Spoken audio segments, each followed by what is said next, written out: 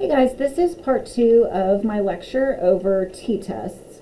So in this lecture, we're going to focus on dependent t-tests. Now remember, independent t-tests are two different groups tested one time.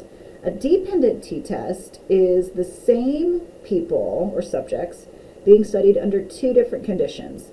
So what can this mean? This can be like a before and an after. It could be a pre-test, post-test, time 1 or time 2, but it's the same group of people. So we have one group being tested two times. Remember, our key phrase for t-test is two, T for two. So we have two conditions. Now, dependent t-tests can also be used in a special circumstance as well. This is not as common, but I do want you guys to be aware of it. You can use a dependent samples t-test if you've got a pair of subjects from two groups. So let's say you're doing a study on siblings, and you have group 1 is brothers and group 2 is sisters. You can pair those siblings, those brother-sister siblings up, and use a dependent samples t-test in that example, in that kind of study. So let's talk about, remember in step 3 in my last video, deciding which test to use, independent samples or dependent samples. So we are still looking at the differences between groups, but now with this question, are the same participants being tested more than once? This time, yes, we are testing them more than once. How many times are they being tested?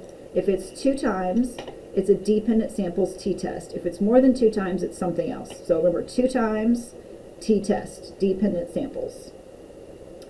Once you have that, you can move on to step 4, which is computing the Excel output, and I will cover that in a totally separate video.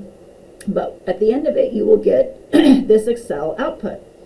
So in this Excel output, it should look familiar because it's very similar to the independent samples t-test. So we have a t-test paired to sample. That is what Excel calls a dependent samples t-test. Now we need a specific, we need some specific items from this output.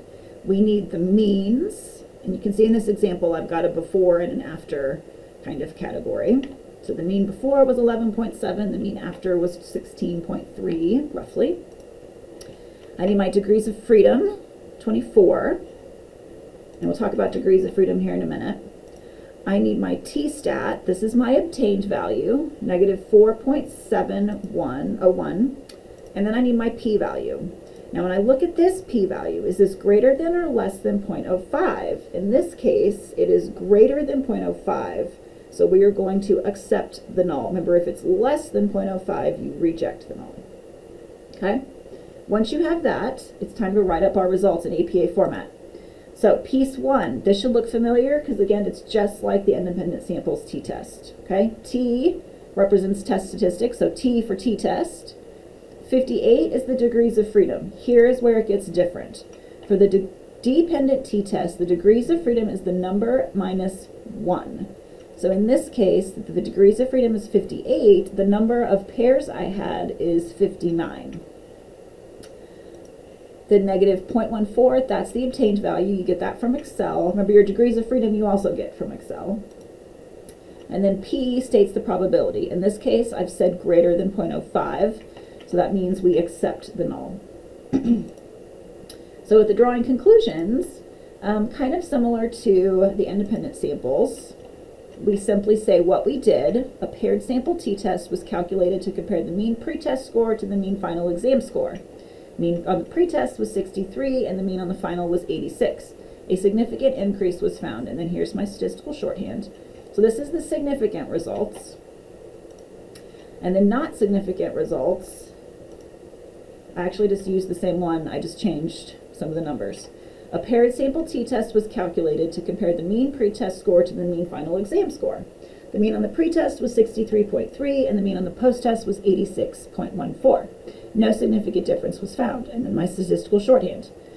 So the reason I did these, so the dependent samples wording the same way, is I wanted to demonstrate that there is no one correct way to word your conclusions in APA format. You can word them as I did in the independent samples. You could word them this way with the dependent samples. As long as you have what you did, the means, and then your statistical shorthand, as well as what your groups are, or what you've measured, you'll be fine. So going forward, I'll show you how to do t-tests in Excel in separate videos, as well as how to specifically work with this some more once you have your Excel output. So make sure you watch those videos.